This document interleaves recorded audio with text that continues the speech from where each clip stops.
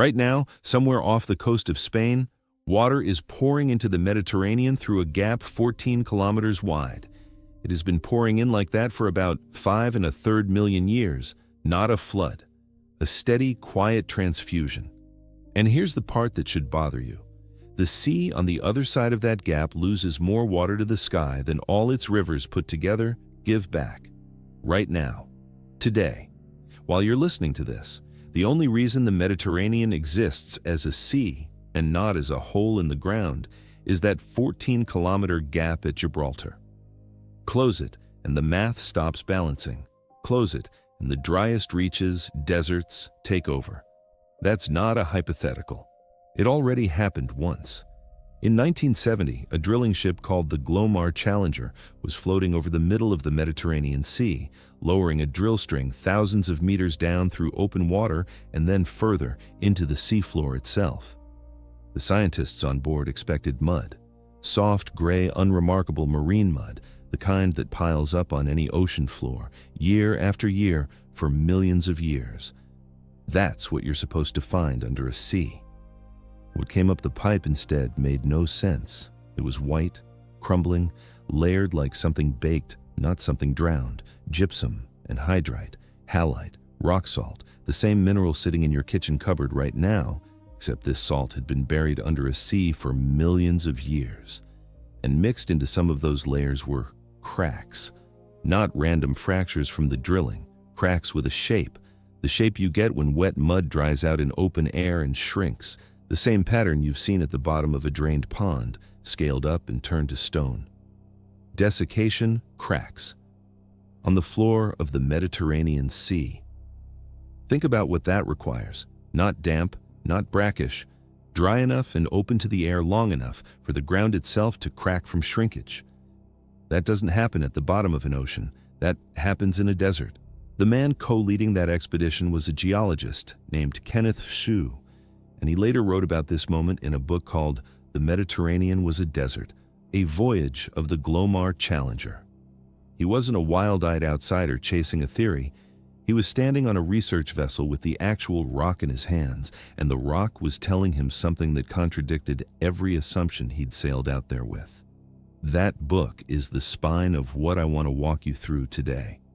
Because Shu didn't just find a strange rock. He found evidence that the sea currently lapping against the coasts of Spain, France, Italy, Greece, and North Africa, the sea with beach resorts and ferry routes and a few 100 million people living on its shores, disappeared. Not shrank, disappeared. And then came back in what might be the single most violent event in the geological record of this planet. I want to be honest with you up front, because this book still gets argued about, even now, and I don't want to hand you certainty where there isn't any.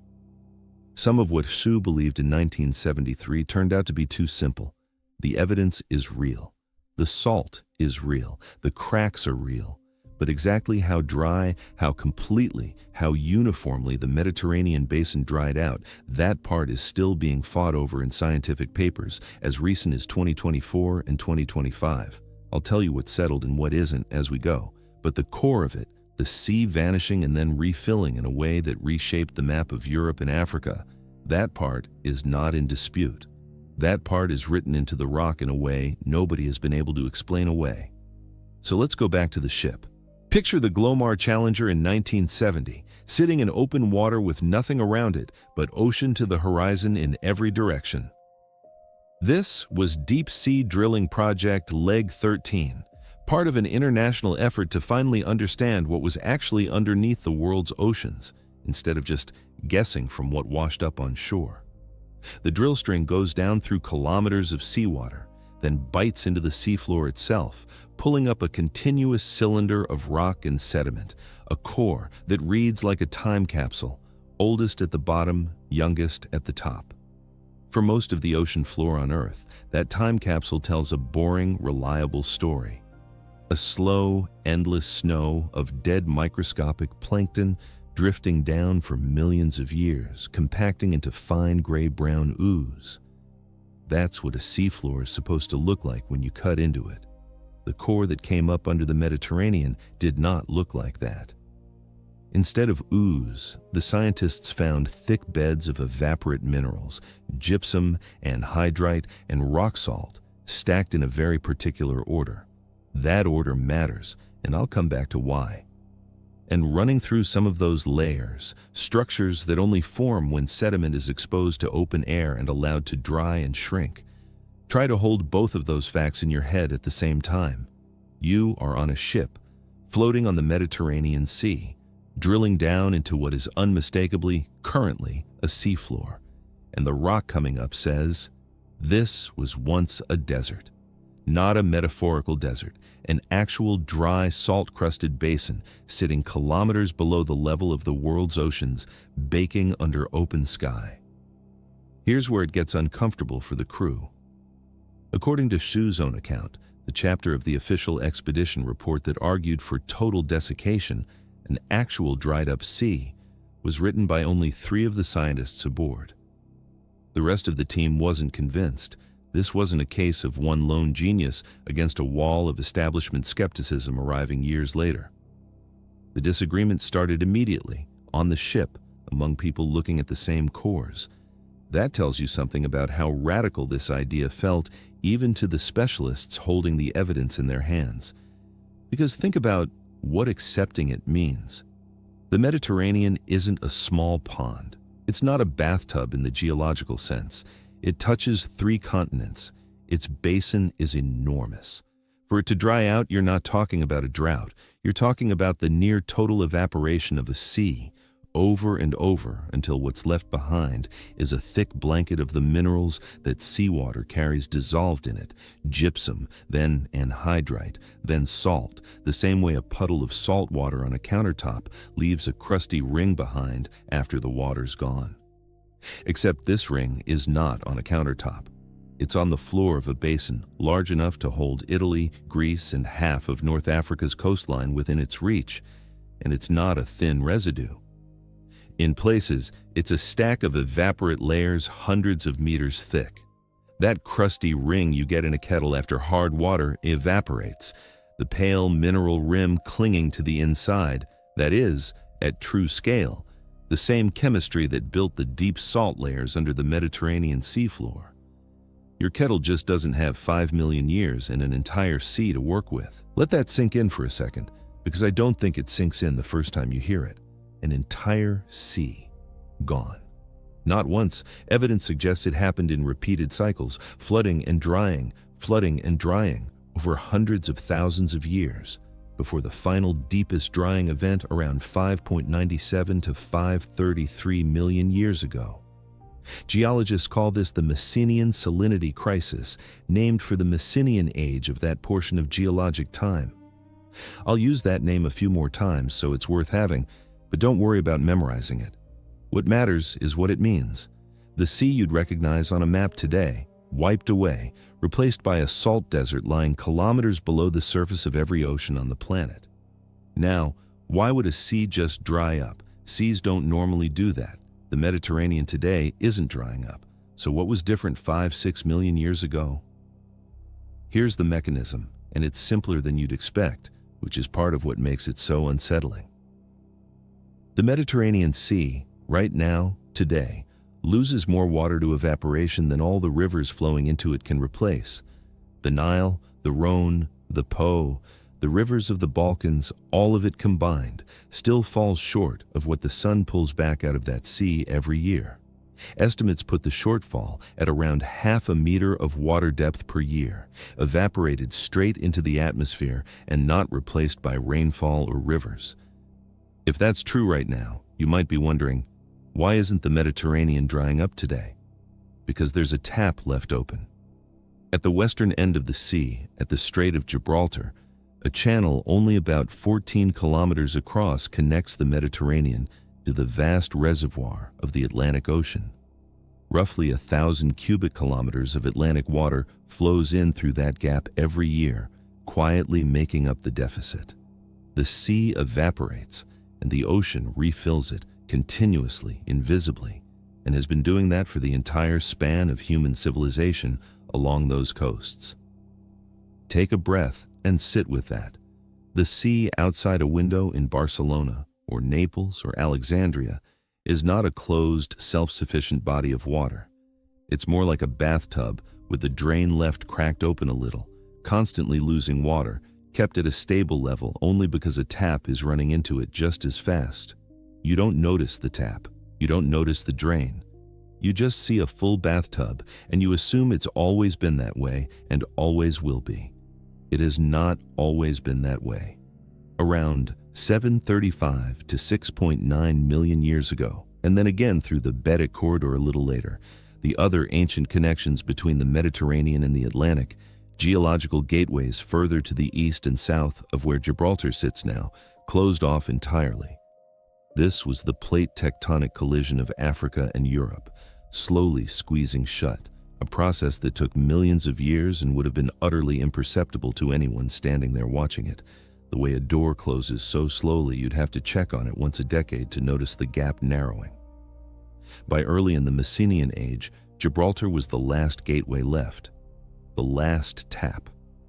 And when that one closed too, even partially, restricted to less flow than the evaporation demanded, the same negative water budget the Mediterranean runs today, the same half-meter-a-year deficit, had nothing left to counteract it. No tap.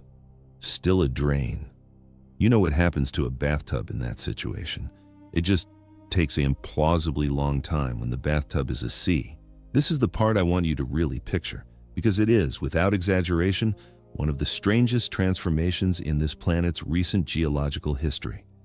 As the water level in the Mediterranean basin dropped, meters, then tens of meters, then hundreds of meters below the level of the world ocean outside, it didn't disappear into nothing. It concentrated. All the dissolved salt that had been carried in that huge volume of seawater stayed behind as the water itself evaporated away, the way salt stays behind in a pot after you boil off the water. Except this pot held a sea, and what was left behind wasn't a pinch of salt on the bottom of a saucepan. Current best estimates put the volume of salt deposited during this event somewhere around 0.82 to 0.93 million cubic kilometers. Older estimates ran higher, more than 2 million cubic kilometers, but that number has since been walked back by more careful recent work. Still, even the more conservative modern figure works out to roughly 4% of all the salt dissolved in every ocean on Earth, concentrated into one basin, 4% of the world's oceanic salt, sitting in layers in one part of the Mediterranean. I want to be careful here, because this is exactly the kind of number that's tempting to round up into something scarier than the evidence supports. You'll sometimes see it said that if you converted all that salt back into its effect on global sea level, it would represent something like 10 meters. That figure gets repeated a lot, and it's a reasonable back-of-envelope way to grasp the scale, but it isn't a single, precisely pinned-down measurement from one definitive study. Treat it as a rough sense of scale, not a hard number. The honest version is an amount of salt equivalent to several percent of everything dissolved in the entire world ocean, sitting in layers under one Mediterranean basin. That alone should be enough to unsettle you without needing to inflate it further. Here's a question worth sitting with for a second. How far down did the water level actually drop? You'd think, after 50 years of study, this would be settled. It is not. This is one of the genuinely contested parts of the story, and I think it's more honest and frankly more interesting to tell you that than to pretend geologists have it all figured out. Some estimates put the basin-wide drawdown at a few hundred meters, 200 to 600. Other researchers, including a paper as recent as 2025, argue for something far more extreme, over 1,500 meters in places, a drop measured not in the height of a building but in the height of a mountain. The debate is very much alive. Nobody is faking certainty here, and I won't either. What almost everyone agrees on, though, is that the drying didn't happen everywhere, all at once, uniformly, like flipping a switch. The current leading reconstruction, sometimes called the consensus model, developed by researchers including Roveri and colleagues in 2014, describes something staged. Picture the Mediterranean not as one giant open sea, but as a set of connected basins, some shallow and marginal, some deep. In this model, the shallow marginal basins dried out first and most completely. The deep basins, meanwhile, may have remained under a layer of extremely salty, concentrated brine for a long stretch of that time, rather than being fully exposed to open air. Later, there's evidence for a phase where the water turned brackish, a strange, low salinity, transitional environment researchers call the Lago Mare, or Lake Sea phase, before things reorganized again. So when I told you at the start that the sea vanished, I want to be precise about what that means. It's true in spirit. The open, deep, salty Mediterranean Sea that connected freely to the Atlantic Ocean, the sea recognizable on a map, that sea was gone. What replaced it wasn't necessarily one uniform bone-dry basin from coast to coast the entire time. It was something stranger and more complicated, a landscape of shrinking hypersaline lakes, salt flats, and, in the deepest parts, according to Sue's original reading of the evidence, quite possibly genuine open-air desert, at least for stretches of that period. Later work has argued some of those deep evaporate layers might have formed underwater beneath a standing body of brine, rather than in the open air. As of papers published in 2022 and 2024, this argument is still going. One 2024 paper is literally titled, "Asking Whether the Entire Evaporate Framework Needs to be Challenged." I'm not going to pretend that's resolved. I'm going to tell you it's one of the most actively contested questions in this entire field, right now, while you're listening to this. But here's what isn't contested, what can't be argued away. Because it isn't just chemistry in a rock core. It's geography. It's buried into the actual shape of the land itself. In the 1960s, Soviet engineers were surveying the ground around the Aswan Dam project in Egypt, mapping the bedrock beneath the Nile so they'd know what they were building on top of. What they found running underneath the modern Nile Valley was not a simple, gradually sloping river channel.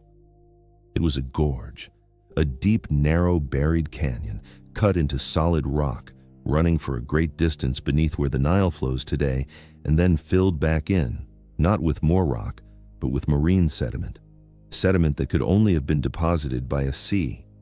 Think about what that requires.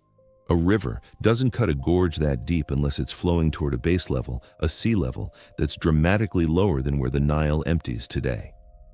The Nile, as it exists now, flows into a Mediterranean Sea sitting at the same level as the rest of the world's oceans. But this buried gorge was carved by a Nile that was cutting downward toward a Mediterranean basin that had dropped dramatically below that level. Then, once the Mediterranean refilled, the returning sea drowned that gorge and buried it in marine mud, the way a rising tide fills in a sandcastle moat, and the modern river valley built up on top, hiding the whole thing from view. Nobody digging test wells for a dam in Egypt in the 1960s was thinking about a vanished Mediterranean Sea. The buried canyon made no sense on its own. It only clicked into place once the evaporate cores from the Glomar Challenger gave geologists a reason. A Mediterranean sea level catastrophically lower than today's, at exactly the right span of geological time. Two completely independent lines of evidence, salt crystals recovered from a drilling ship in the open sea, and a buried river gorge found by dam engineers on land, both pointing at the same vanished sea. And the Nile wasn't alone. Geologist Georges Clauzon, working on the Rhône River in southern France, documented a similarly incised buried canyon there too, cut down roughly 580 meters below the modern valley floor. A river carving a gorge that deep only makes sense if it was chasing a sea level that had dropped by a comparable amount. Sue pointed to the Rhône findings as some of the most decisive confirmation of what the salt cores had already suggested. I want you to picture standing on the modern Nile Delta, or walking along the Rhône near where it meets the sea today. Gentle river, ordinary valley, tourists on the banks, nothing about it screaming ancient catastrophe. And underneath your feet, buried under sediment, hidden entirely from anything you could see with your own eyes, is a canyon carved by a river that used to fall away toward a sea that had dropped kilometers below where it sits now. The evidence of the vanished Mediterranean isn't some abstract number in a science paper. It's physically underneath cities. It's underneath a national dam project. It was there the whole time, waiting for someone to connect it to the right explanation. So the sea dried. concentrated its salt into that dense, thick layer we now call the Messinian evaporates, left the buried gorges of the Nile and the Rhone as silent proof. That's already an almost unbelievable story on its own, but it's not even the strangest part. The strangest part is what happened next. For hundreds of thousands of years, the Mediterranean basin sat there, a vast salt-crusted lowland kilometers below the surface of the world's oceans, right next to the Atlantic. Just 14 kilometers away, on the other side of a threshold at Gibraltar, sat the largest body of water on the planet, sitting at full ordinary sea level. A wall of geology, some ridge of rock, some barrier of uplifted land, was the only thing keeping the entire Atlantic Ocean from pouring into that basin.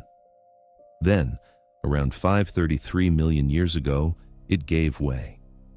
Nobody knows the exact mechanism that finally breached it, whether it was gradual erosion finally chewing through the last barrier, or a more sudden collapse. But once even a trickle of Atlantic water found a way over or through that threshold, the outcome was almost mathematically guaranteed.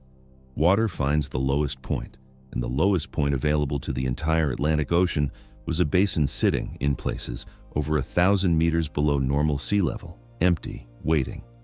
A team led by geologist Daniel García-Castellanos modeled what that breach would have actually looked like, publishing the reconstruction in the journal Nature in 2009. And the numbers that came out of that model are almost difficult to hold in your head as physically real. Picture a channel of water carving downward through rock at a rate of more than 40 centimeters a day, not over a season, per day. Actively cutting deeper into the earth as more water forced its way through, widening its own gateway as it went, in a runaway feedback loop, more flow cutting a deeper channel allowing even more flow. At its peak, the model puts the discharge pouring through that gap at somewhere around 100 million cubic meters of water every second. The paper's own words for that number are almost stranger than the number itself. They describe it as 3 orders of magnitude larger than the modern Amazon River. Not the Amazon at flood stage. The Amazon, the largest river on Earth by volume, the river that by itself dumps roughly 1/5 of all the river water flowing into all the oceans on the planet, multiplied by roughly 1,000, pouring through a single gap in the rock. Try to build that picture in real, physical terms. Stand at the mouth of the Amazon in your mind. Watch that immense brown flood pushing out into the Atlantic. Now, imagine 1,000 of those, side by side, all discharging through one channel barely a few kilometers across. That is not a river. That is not a flood. In any sense your body has ever experienced weather. That is closer to what you'd expect from a dam failure, at a scale no dam on Earth has ever approached, except the dam was a threshold of rock between 2 ocean basins, and the reservoir behind it was the Atlantic Ocean itself. The sea level inside the Mediterranean basin, according to that model, rose by more than 10 meters a day at the height of the event. 10 meters. In a day. If you'd been standing somehow on the floor of that basin watching it happen and survived to watch a second day pass, the water would have already climbed higher than a 3-story building and then done it again and again. And here's the detail that I think is the hardest to accept on a gut level.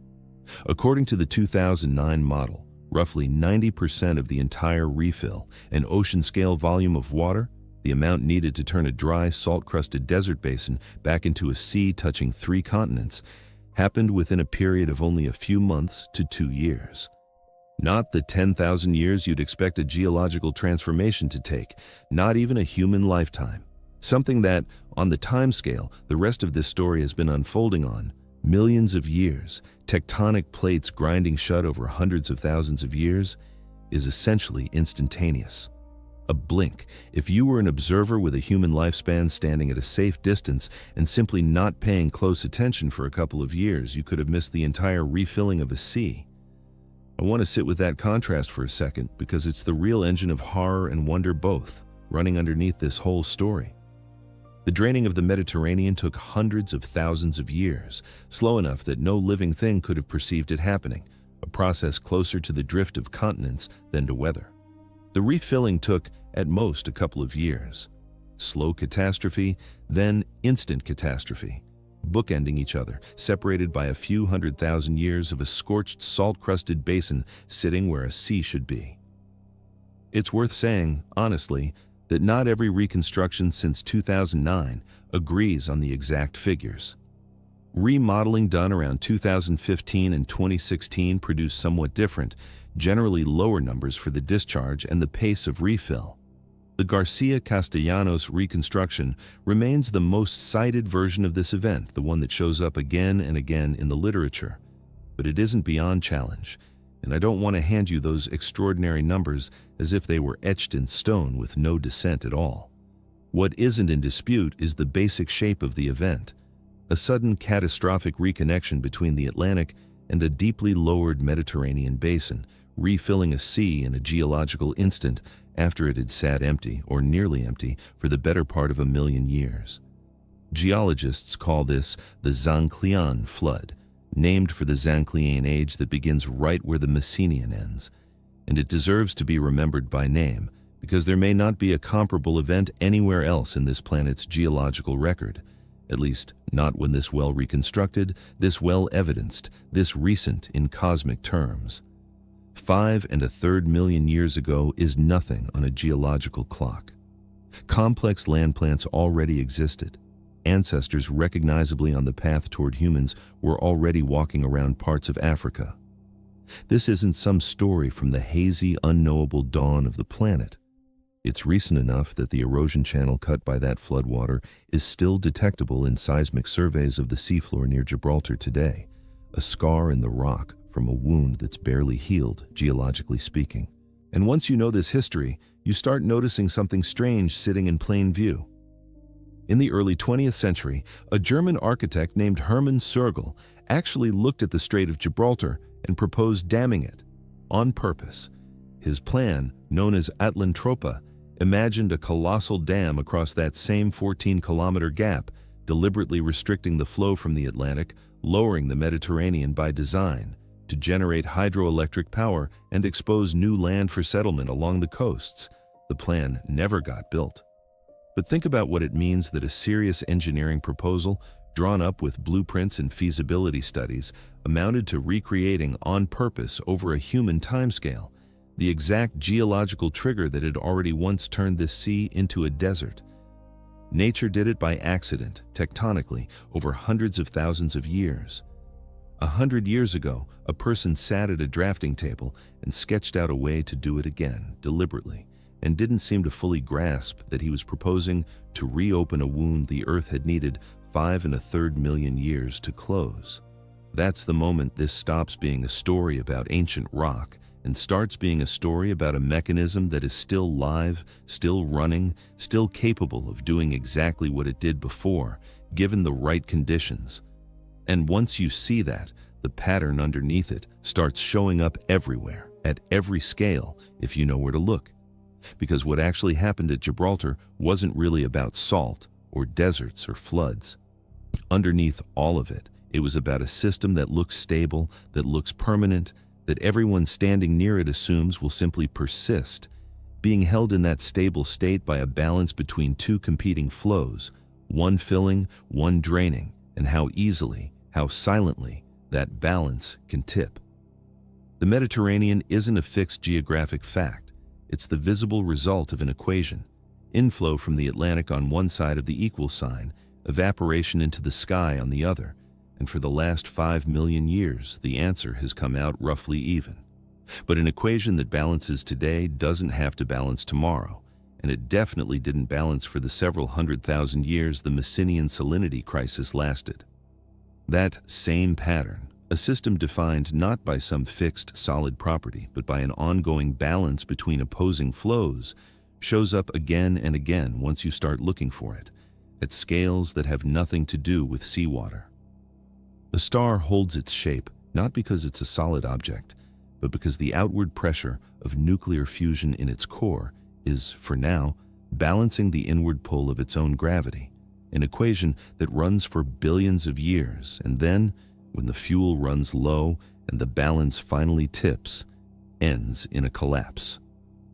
Your own body holds its shape and its temperature not because flesh is naturally stable, but because thousands of chemical reactions are running in careful opposition to each other every second, keeping you inside a narrow, livable range that would fall apart within minutes if the flows feeding it stopped.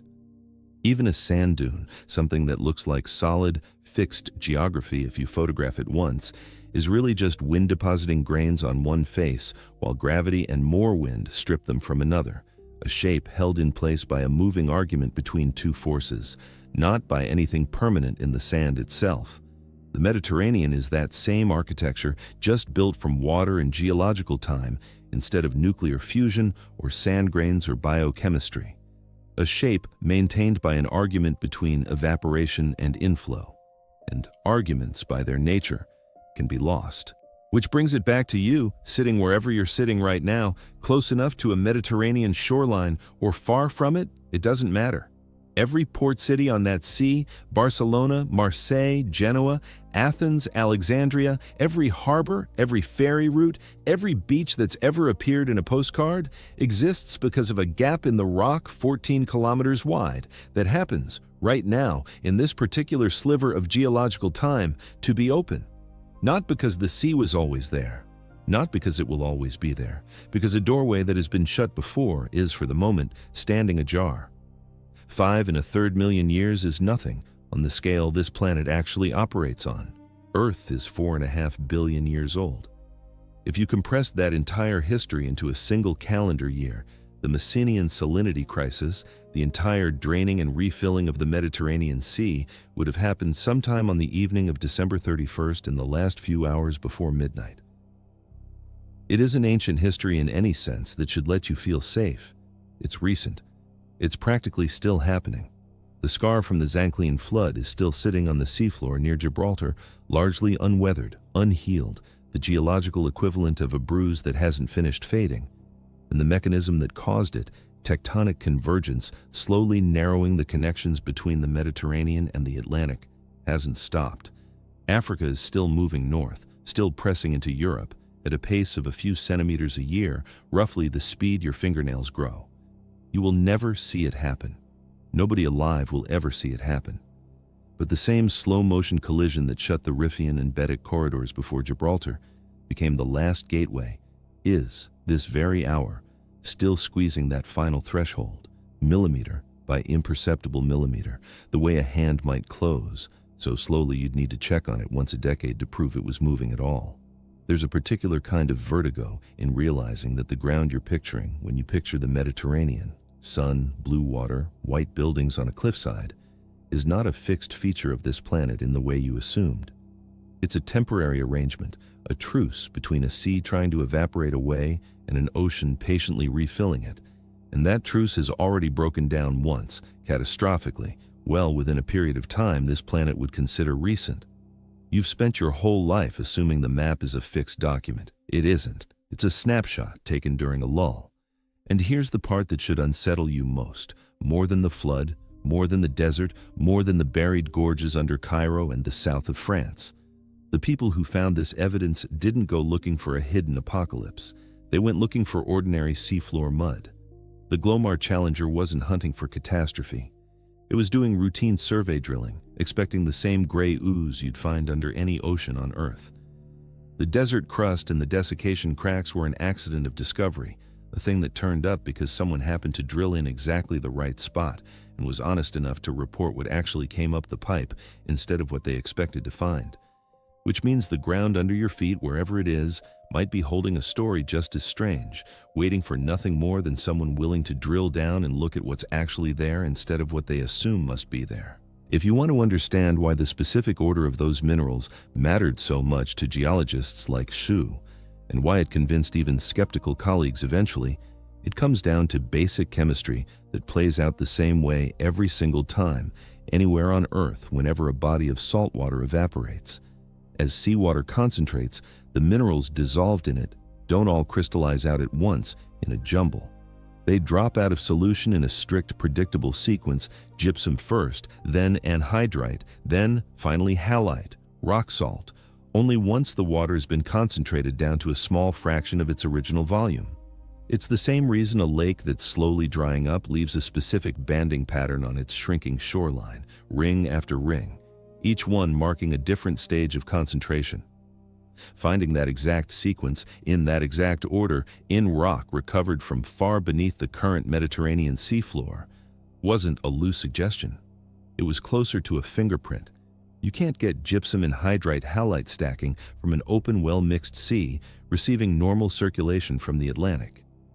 You can only get it from a basin that spent a very long time being progressively, severely starved of that circulation, concentrating its own dissolved salts in place, layer after layer.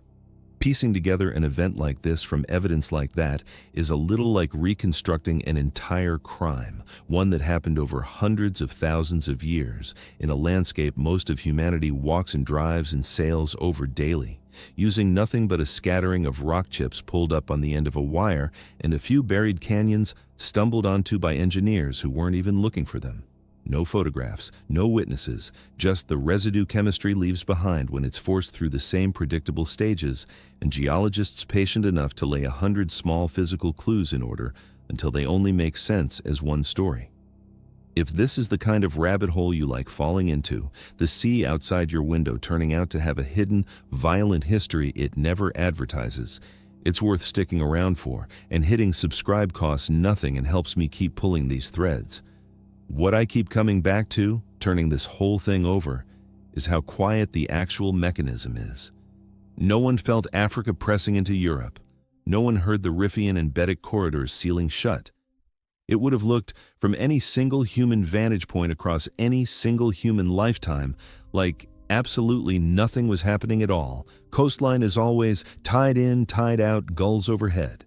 And that's exactly the condition under which the geometry quietly tipped past the point where the Mediterranean's own math could still balance itself. Evaporation, finally, fully, unstoppably outrunning what little water was still getting in. There's something almost cruel about a catastrophe with no warning signs a person standing there could have noticed. No tremor, no darkened sky. Just a slightly smaller trickle through a strait, year after year, decade after decade, century after century, until one day, the desert had won. And there was no single day you could point to and say, there, that's when it happened. Try to actually stand there, in your mind, inside that basin during its driest stretch. The air itself would have been unlike anything at sea level anywhere else on the planet, thicker, denser, pressing down harder on your lungs because you'd be standing at a depth below world sea level that some estimates place at several hundred meters and others place it well over a kilometer, deeper than any dry basin exposed at the surface of the earth today. Heat wouldn't simply sit on top of that basin, it would pool in it, the way cold air pools in a valley, except here it would be the opposite. Superheated air trapped in a depression with nowhere to rise out of, cooking against a crust of white mineral that would have thrown the sunlight back up at you from every direction, ground and sky both blinding. Underfoot in the shallower, marginal parts of the basin, the ones that dried most completely according to that staged consensus reconstruction, you'd be walking across a hardened white and gray crust, gypsum and salt, cracked into the same polygon patterns you'd recognize from any dried lake bed, except stretching for a distance that would take days to walk across, not minutes. And in the deeper reaches, the ones that may have stayed drowned under a standing brine rather than fully drying to open air, you'd instead be looking out at something closer, to a chain of small, intensely concentrated, mineral-saturated lakes, water so dense with dissolved salt that almost nothing could have lived in it, sitting motionless under that same crushing, superheated air. Later, as conditions shifted toward that brackish Lago Mer stage, the chemistry would have eased, salinity dropping from lethal to merely harsh. And for a stretch of time, this dead basin would have supported something closer to a strange patchwork of shallow, low-salinity lakes and marshes, a transitional world that was neither the open Mediterranean Sea that came before, nor the crushing salt desert that came just before that. An in-between landscape existing for a geological moment before Gibraltar broke. None of that would have looked from a distance like a wound the planet needed to heal. It would have looked, to anything standing on its rim and glancing across it, like simply how that stretch of geography had always been. In exactly the same unthinking way, you and I look at the Mediterranean today and assume it has always been a sea. If the desiccated basin is hard to picture, the flood that ended it is almost harder because there's no human experience to measure it against.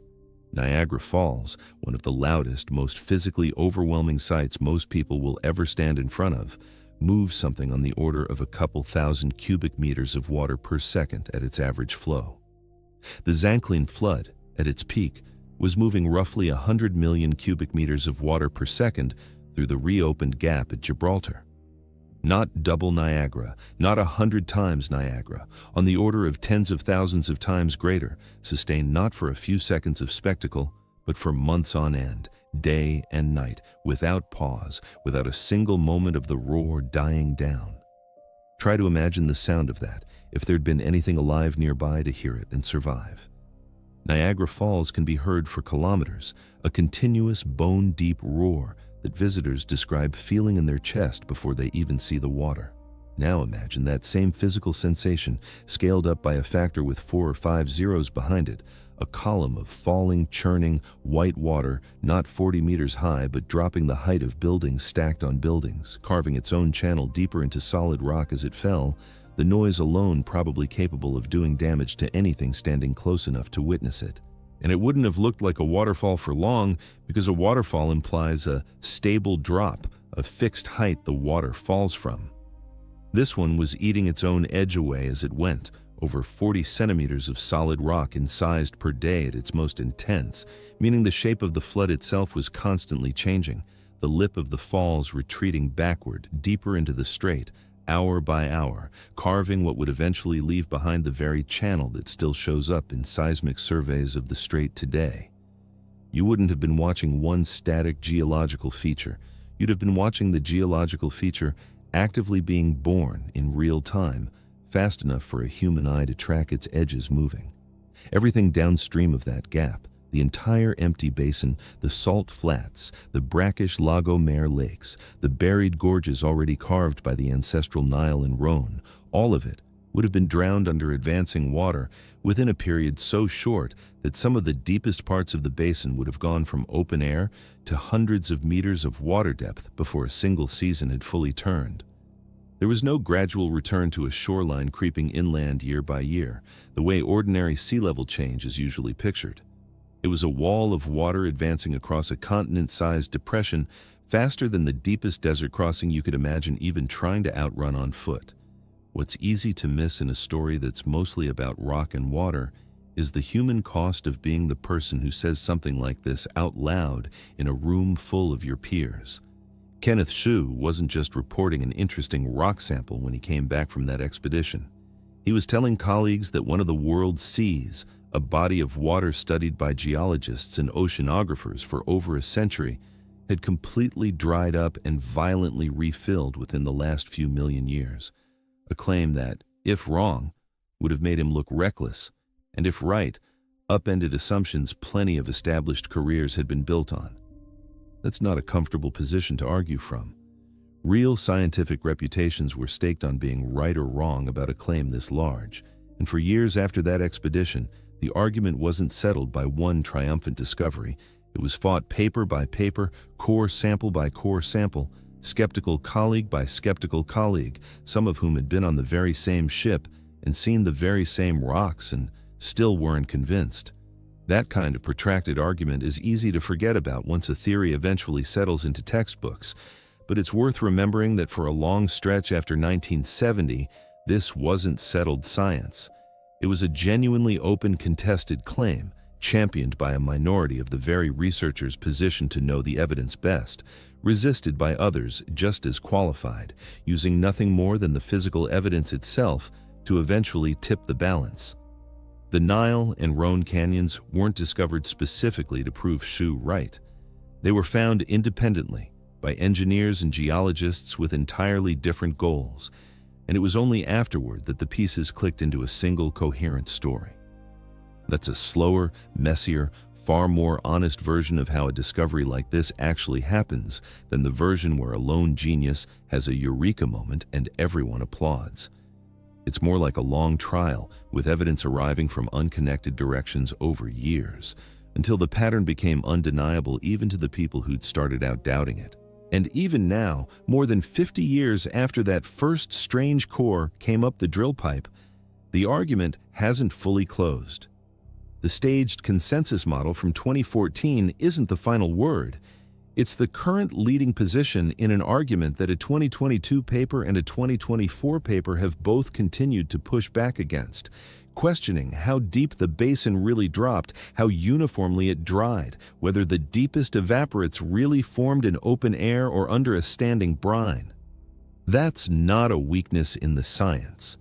That's what an honest, still developing scientific argument actually looks like from the inside. Evidence accumulating, models revising, certainty arriving in degrees rather than all at once.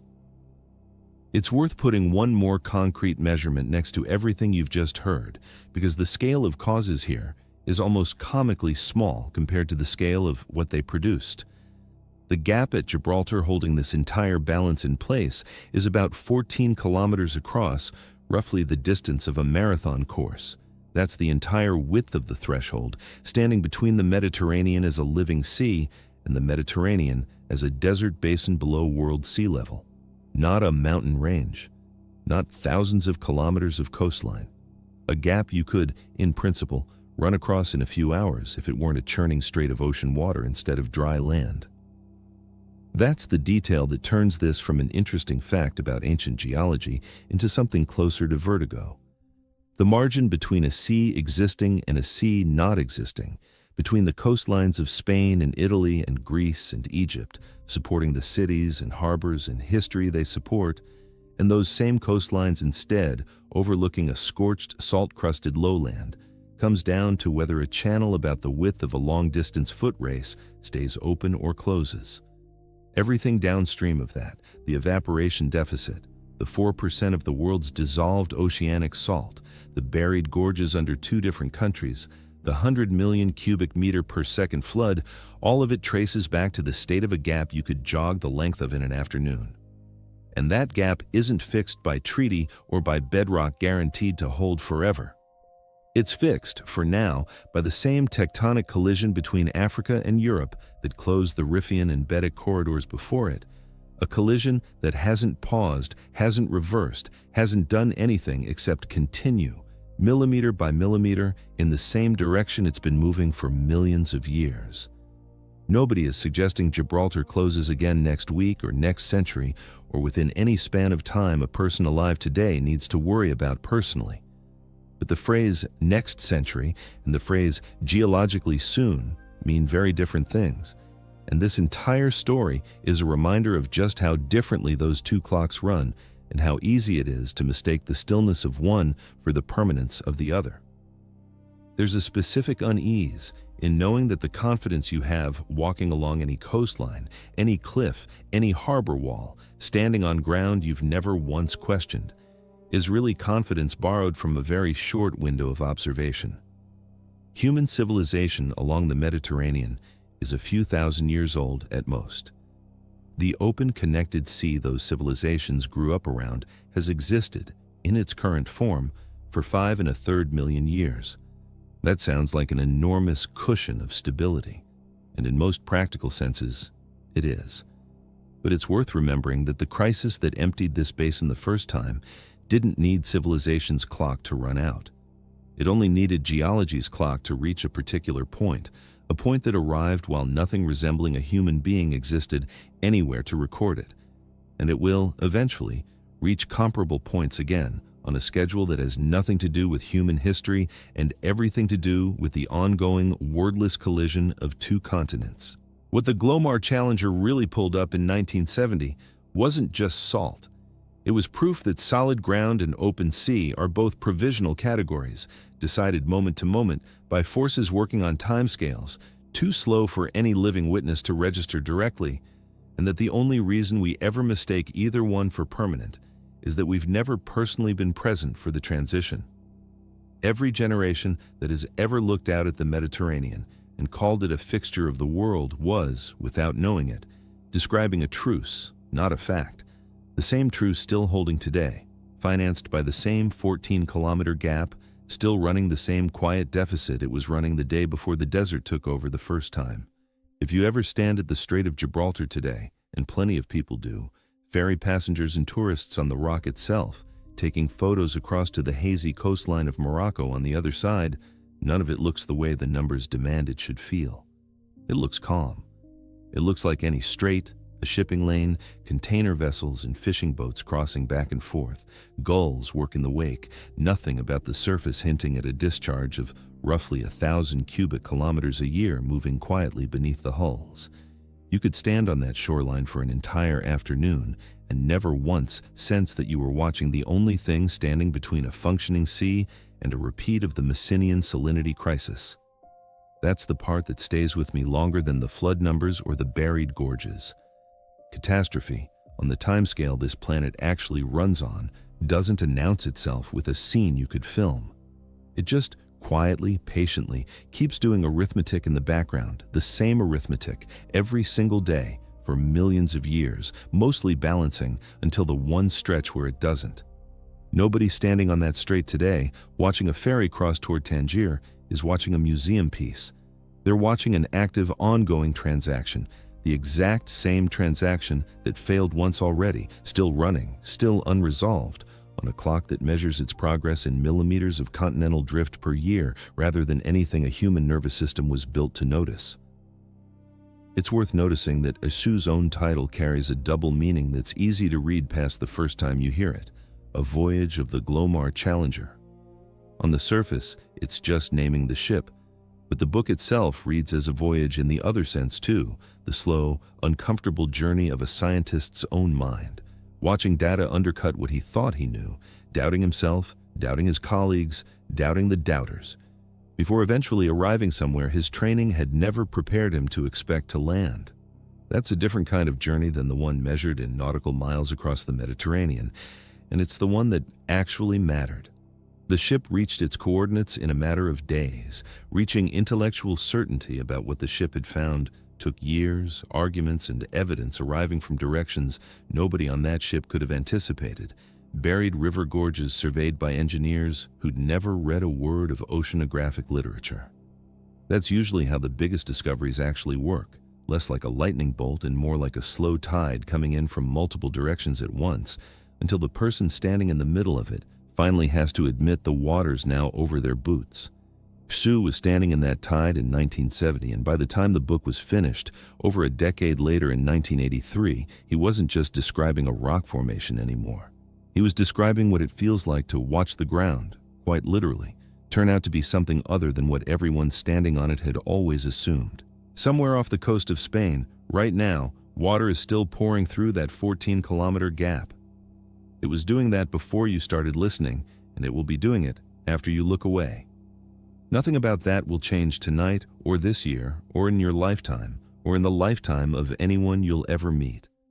But now you know what that quiet trickle is actually holding back. Not a metaphor. An entire sea, on loan, refilled once already from a desert by an ocean that happened to find its way back in. The next time you see a photograph of that blue water, the cliffs, the white buildings, the ferries crossing toward Africa, I don't think you'll be able to see it quite the same way again. Not as scenery, as a truce, ongoing, unresolved, and older than any of us, still being decided one quiet, invisible current at a time.